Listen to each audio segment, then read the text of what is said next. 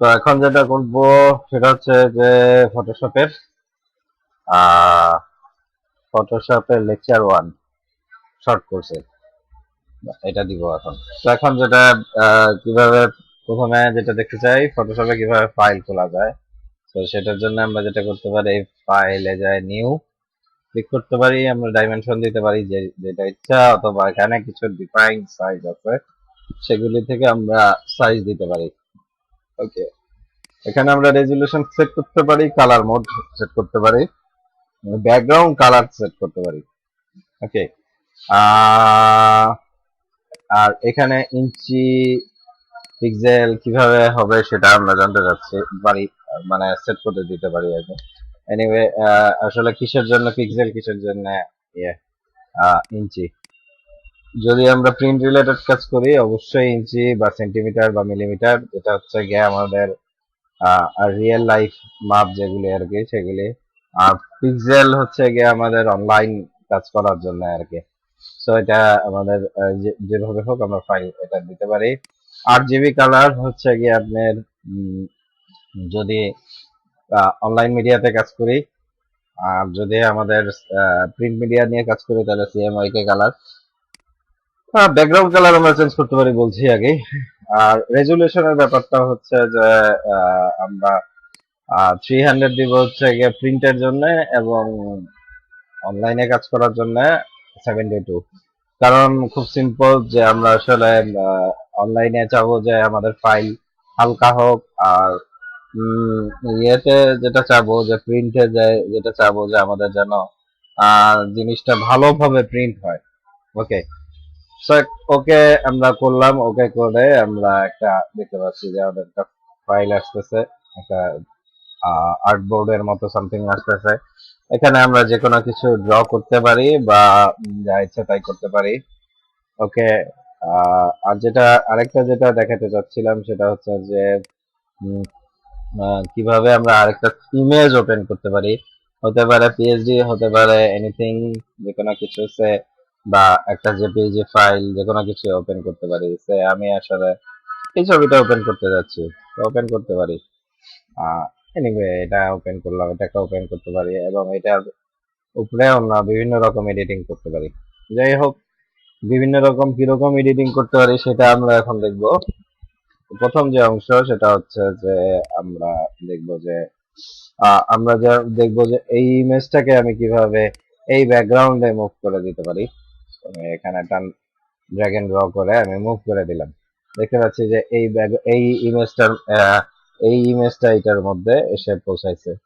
ওকে, anyway, আসলে সাদা এবং সাদা হওয়াতে পার্থক্য বোঝা যাচ্ছে না, কিন্তু যদি এটা সাদা না হয়ে অন্য কিছু হতো সেক্ষেত্রে ঘটনাটা কি হতো। আমরা একটু অন্য কিছু ওপেন করি।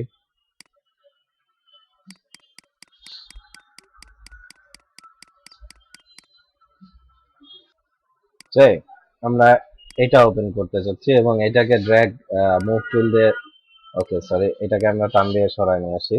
এটাকে আমরা এখন মুভ টুল দিয়ে এই এই আর্ট এই আর্টবোর্ডের মধ্যে রাখতে চাচ্ছি। দেখেন যে সাদার উপরে মানে একটা জায়গা অংশ কিন্তু খালি রয়ে যাচ্ছে। তো এইটা হচ্ছে গিয়ে যে একটা অন্য ব্যাকগ্রাউন্ডের উপরে জিনিসটা কিরকম দেখাবে সেটা দেখা যাচ্ছে এখন। তাহলে আমাদের একটা টার্গেট হইতে পারে যে আমরা কোনো একটা অংশ বিশেষ বা এরকম কিছু যদি আমরা আনতে পারি, বা এটা যদি হয় আমাদের জন্য সুবিধা হয়।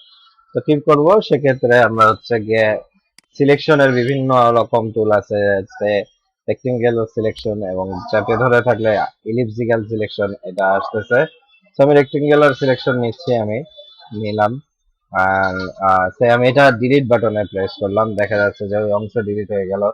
কিংবা আমি এটাকে সিলেক্ট করে কন্ট্রোল অল্টার জেড দিয়ে আনডু করি, আম, আমি এদিকে অন্যদিকে মুভ করতে যাচ্ছি, কিংবা ওই ইমেজের থেকে এই অংশটুকুকে মুভ করে সিলেকশন করে নিয়ে আসতে যাচ্ছিলাম।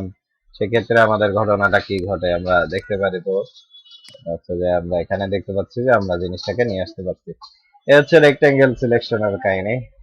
আর এন্ড দেন আমাদের আসতেছে ইলিপসিক্যাল সিলেকশন, যে আমি আসলে ইলিপস টাইপের একটা জিনিস সিলেক্ট করতেছি এবং মুভ করতে পারতেছি। তো দেখতে পাচ্ছেন জিনিসটা কিন্তু রাউন্ড হয়ে জিনিসটা মুভমেন্ট করতেছে। ওকে, এরপরে আসলে যেটা হয় সেটা হচ্ছে যে আমাদের আম, একটা বড় ইম্পর্টেন্ট পয়েন্ট হচ্ছে যে আমরা আসলে তো চাবো না যে আমার মানে পুরো ব্যাকগ্রাউন্ড সহ নিয়ে আসতে চাবো না, এরকম অনেক সময় দেখা যাবে। সো সেক্ষেত্রে আমরা যেটা করতে পারি সেটা হচ্ছে যে আমরা ল্যাশো পলিগনাল ল্যাশো টুল, এই টুলটা নিতে পারি। অন্য টুল থাকতে পারে ম্যাগনেটিক বা আমি পলিগনাল ল্যাশো টুলটাই প্রিফার করি। আমি বাকি টুলগুলিকে টাচ করব না, ওগুলি দিয়ে আপনারা পার্সোনালি দেখে নিতে পারেন। জাস্ট এখান দিয়ে আমরা যেটা হচ্ছে যে আমি টার্গেট করে করে এরিয়া ধরে ধরে ধরে ধরে আমি সিলেকশন করতে পারতেছি। আমি জাস্ট লামসাম একটা সিলেকশন করি,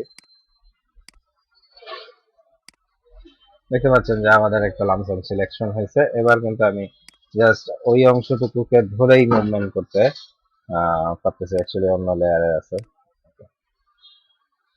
ওকে, দেখতে পারতেছি যে আমরা বিভিন্ন ভাবে সিলেকশন করতে পারি। এরপরে আমাদের যদি আমরা কোনো পাসপোর্ট ছবি নেই, এরপরে যদি আমরা পাসপোর্ট সাইজের ছবি নেই, তাহলে হচ্ছে গিয়ে যে পাসপোর্ট সাইজের পিছনে ব্যাকগ্রাউন্ড বা এই ধরনের জিনিসগুলিকে চুজ করার জন্য আর কি আমাদের কিছু টুল ইউজ করতে পারি। এটা আমার ছবি 1973 সালে যখন আমি রামপুরা বিজয় করতে আসছিলাম তখনকার গল্প, ঠিক আছে। ওকে, 1900 না 1800 ঠিক মনে নাই ভাই দা ভাই, আমার জন্ম 1983 সালে। তো আমার জন্মের আগের কি ছবিটা, ঠিক আছে। সো এনিওয়ে, যেটা হচ্ছে যে আহ, এখন আমরা কুইক সিলেকশন টুল দিয়ে আমরা আমার এই পিছনে যে ব্যাকগ্রাউন্ড অংশটুকু এটাকে আমরা সিলেক্ট করতে পারি এবং প্লাস মাইনাস করে দিতে পারি। আমাদের দরকার হলে মাইনাস করে দিতে পারি আমরা, যে এটা দরকার নাই আমাদের এই অংশগুলি। ওকে, আমরা এটাকে ইউজ করতে পারি। এবং ম্যাজিক পয়েন্ট টুল আর একটা টুল, যেটা দিয়ে আর একটু এইসব জায়গাগুলিকে আমরা স্মুথ ভাবে নিতে পারি। ম্যাজিক পয়েন্ট টুল যেটা করে যে আমি যদি ডিসিলেক্ট করি সবকিছুকে, আবার ডিসিলেক্ট করি, সিমিলার কালার গুলিকে আমরা সিলেক্ট করার জন্য আমাদের ম্যাজিক পয়েন্ট টুলটা আমরা ইউজ করতে পারি। ডিসিলেক্ট করতে চাচ্ছি, আমি জাস্ট ম্যাজিক টুল দিয়ে একবারেই সিমিলার কালার গুলিকে টাচ করতে চাচ্ছি, এটা করতে পারি। অথবা ব্রাশ, মানে কুইক সিলেকশন টুল দিয়ে অনেকটা ব্রাশের মতো হালকা হালকা করে ব্রাশের সাইজ ছোট বড় করে আমরা হালকা হালকা করে প্লাস প্লাসে দিব, হালকা হালকা করে আমি সিলেকশন করতে পারি। ওকে, সো এই হলো গল্প। সিলেকশন করার পরে আমরা ইচ্ছা করলাম যে আমাদের এখানে ব্যাকগ্রাউন্ড কালার ফিল করে দিতে যাচ্ছি অন্য কোনো কালার দিয়ে। ওকে, যা ইচ্ছা তাই ওকে করলাম। না, আমরা ইচ্ছা করলে কালার চেঞ্জ করতে পারি, এই ধরনের কাজ করা যেতে পারে। ওকে, দ্যাটস ইট। তারপরে যেটা হচ্ছে যে আহ, আমাদের যে টুলটা ইউজ করে বিশেষ করে আমার মতো মোটা মানুষ যারা, তারা পেট টেট দেখাইতে চাই না। সো এখানে যেটা হয় যে আমরা ক্রপ টুল ইউজ করে আমি প্রয়োজনীয় অপ্রয়োজনীয় অংশগুলি কেটে দিতে পারি। অনেকে যেটা করে যে ফ্যামিলি ফটো থেকে ক্রপ করে অনেককে বাদ দিয়ে নিজের ছবিটা খালি রাখে, এরকম টাইপের কিছু করতে চাইলে ক্রপ টুল ইউজ করতে পারেন। ওকে, আরেকটা যেটা দেখতে চাচ্ছি সেটা হচ্ছে যে আমরা কোনো পোস্টার বা এই ধরনের কিছুকে, আমার ধরেন ছবিটা বেঁকা আছে, সেক্ষেত্রে আমরা সোজা করতে পারি। সেই একটা টুল আছে যেটা দিয়ে আমরা সোজা করতে পারি। বুঝছে, আমি এই ছবিটাকে স্ট্রেট চাচ্ছি, মানে আমার দেখা যাচ্ছে যেটা একটু বাঁকা আছে। তো এখানে যেটা করবো যে সিলেক্ট করবো, সিলেক্ট করার পরে আমরা এই জিনিসটাকে এভাবে ধরবো, এভাবে ধরবো, এভাবে ধরবো, অ্যান্ড একদম যে মিলাই দিব, দেন হচ্ছে এন্টার দিব, তাহলে দেখতে পাচ্ছি যে আমাদের জিনিসটা কিন্তু স্ট্রেট হয়ে গেছে। এই ধরনের কাজের জন্য আমরা ইয়ে করতে পারি। স্লাইস টুল নিয়ে আমরা লাস্ট যে অংশ সেটাতে আমরা যে ওয়েব ডিজাইন টুল, ওয়েব ডিজাইনের যে ক্লাসটা, পঞ্চম ক্লাস, সেটাতে আমরা ইনশাআল্লাহ আলোচনা করব। আর এখানে আছে আইড্রপার, রুলার, এগুলি আমরা কোনো জায়গার কালার নিতে পারি। আর দেন হচ্ছে গিয়ে ডিস্টেন্স মাপার জন্য রুলার ইউজ করতে পারি, ইত্যাদি ইত্যাদি কিছু প্রয়োজনীয় টুল আছে এখানে। এই জিনিসগুলি আমাদের বেশ কাজে লাগে। তো প্রথম ক্লাস এই পর্যন্তই, ধন্যবাদ।